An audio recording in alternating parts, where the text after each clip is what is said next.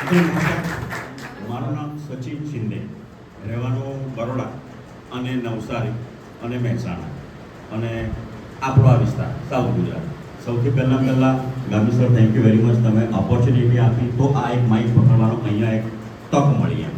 અને સફલ સર જે અમારા ગ્રેટ લીડર્સ, ગ્રેટ ગુરુ, મારી ઓળખાણમાં અનુભવ 30 વર્ષનો, 24 વર્ષનો કોર્પોરેટ એક્સપિરિયન્સ, કોર્પોરેટ બેંકમાં 24 વર્ષ બેંકમાં, બેંક ઓફ બરોડાની ઇન્ડિયા ફર્સ્ટ લાઈફ ઇન્સ્યોરન્સ કંપનીમાં ઝોનલ હેડ તરીકે અત્યારે 30 લાખનો પગાર એટલે જે 30 તારીખે આવે તે 30 લાખનો પગાર. અને જે સરે સમજાવ્યું, sir thank you very much, બહુ જબરજસ્ત વસ્તુ સમજાવી. એ વસ્તુ મને ખ્યાલ આવી પહેલાં પાર્ટ ટાઈમમાં કામ હતું, હવે એ ફૂલ ટાઈમમાં કામ ચાલુ થયું છે. રાઈટ? શું વસ્તુ? ખરીદી કરવાની, પછી વાપરવાની અને પછી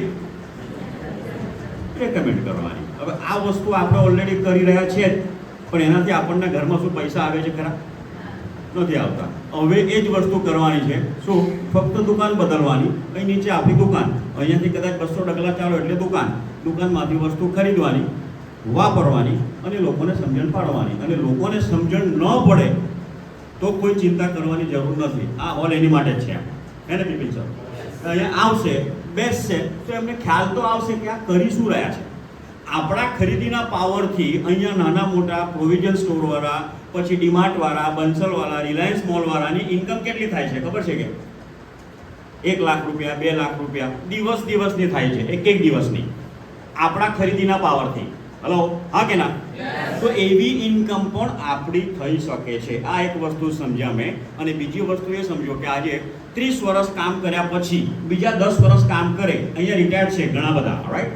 રિટાયર્ડ છે, એ રિટાયર્ડ થઈ ગયા પછી શું એમનો સેમ પગાર એમના બાળકોને મળે છે ખરો? હલો, પાકો? રિટાયર્ડ થઈ ગયા પછી એ સેમ પગાર એમના બાળકોને મળે છે? નથી મળતો. જ્યારે આ કામ એક એવું છે કે કંઈક આપણે એટલો સમય અહીંયા, જે સરે કીધું કે 5 વર્ષ, 7 વર્ષ, 10 વર્ષ, કારણ કે આપણા બાળકો માટે પણ ઇન્કમ ક્યારે આવેલી? 20 વર્ષ પછી. 20 વર્ષ પછી. હા, તો અહીંયા ફક્ત 5, 7, 8 વર્ષ જો આપણે આપીએ છીએ અને પછી આપણી હાજરીમાં કે આપણી ગેરહાજરીમાં એ સેમ ઇન્કમ આપણા બાળકોને મળે તો ચાલે કે નહીં ચાલે? એ આ વ્યવસાય છે. એટલે આ વ્યવસાય કોઈ નાનો મોટો વ્યવસાય નથી. સાહેબ કીધું એવું કોઈ જરૂર નથી કે આમાં ભણેલો માણસ જ કામ કરી શકે.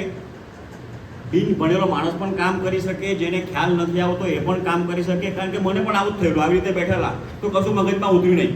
શું ઢીકચાક વાગ્યા ને આ શું છે, થઈ શું રહ્યું છે?